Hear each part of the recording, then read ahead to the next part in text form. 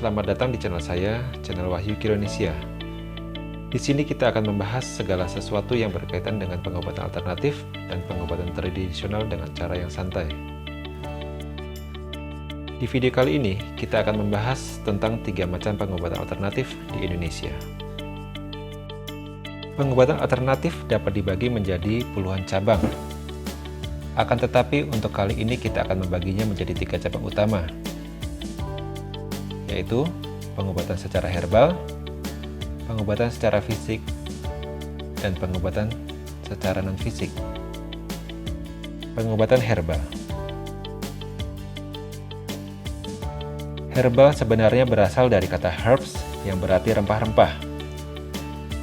Tapi dalam pengobatan alternatif, herbal bermakna lebih luas. Karena produk herbal dapat diambil dari dan didapatkan dari berbagai macam sumber, seperti tumbuhan, hewan, mineral, dan hasil tambang. Cara penggunaannya pun bermacam-macam, mulai dari diminum, ditetes, dihirup, dioles, ditempel, dan lain sebagainya. Herbal yang digunakan di Indonesia datang dari berbagai macam negara, mulai dari Indonesia sendiri, dari Cina, Korea, Arab, India, hingga dari negara-negara Eropa. Herbal dapat dikonsumsi atau digunakan secara tunggal, yang artinya digunakan tanpa dicampur dengan herbal lainnya, atau digunakan sebagai ramuan, yang berarti penggunaannya bersamaan atau dicampur dengan herbal lainnya, supaya mendapatkan manfaat yang lebih bagus. Pengobatan fisik. Pengobatan secara fisik dibagi menjadi 2 macam. Yang pertama adalah terapi invasif. Terapi secara invasif adalah segala sesuatu pengobatan yang menggunakan benda tajam sebagai alat terapinya. Alat yang digunakan biasanya berupa jarum, pisau kecil, hingga alat-alat tajam yang mempunyai standar tertentu. Terapi jenis ini diantaranya adalah akupuntur, bekam basah, fasdu, terapi lebah, dan terapi lintah. Yang kedua adalah terapi non-invasif. Terapi non-invasif adalah segala macam pengobatan yang tidak menggunakan benda tajam sebagai alat terapinya. Terapi non-invasif kadang juga tidak menggunakan alat apapun dalam prakteknya.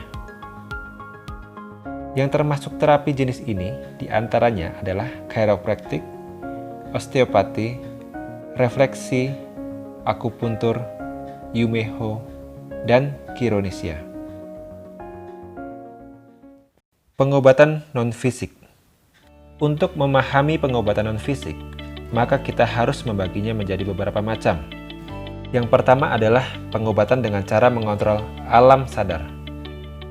Hal ini biasanya cukup dengan berbicara dari hati ke hati dengan pasien.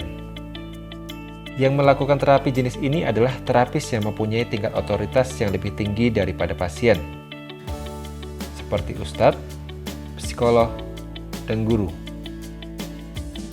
Kedua adalah pengobatan alam bawah sadar.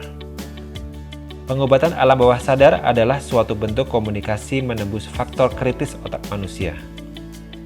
Terapi ini akan membawa otak manusia memasuki gelombang tertentu, sehingga pikiran akan diprogram ulang dari akarnya. Walaupun dalam prakteknya terapi ini bisa dilakukan oleh siapa saja, tetapi terapi ini harus dilakukan oleh seorang hipnoterapis bersertifikat, karena ada beberapa kode etik tertentu yang tidak boleh dilanggar. Ketiga adalah pengobatan menggunakan energi.